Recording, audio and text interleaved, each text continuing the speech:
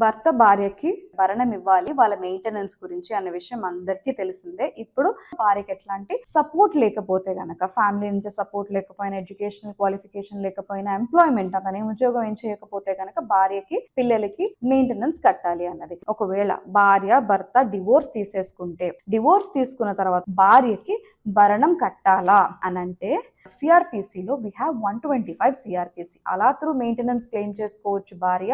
లేదంటే domestic violence act, DVC act through కూడా maintenance claim చేసుకోవచ్చు.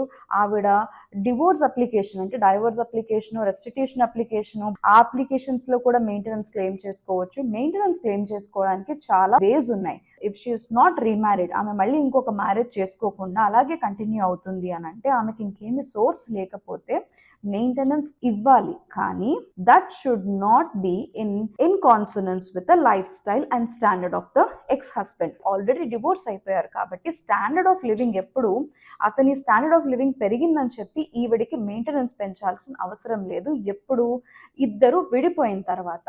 ఇంకొకటి, మంత్లీ మెయింటెనెన్స్ కూడా లంసమ్గా ఒకటేసారి హ్యూజ్ అమౌంట్ ఒకవేళ భర్త నుంచి భార్యకి వస్తుంది అని అంటే, అది మెయింటెనెన్స్ రూపంలో వస్తుందంటే దాన్ని మెయింటెనెన్స్ అని అంటే యాలిమనీ అని అంటాం.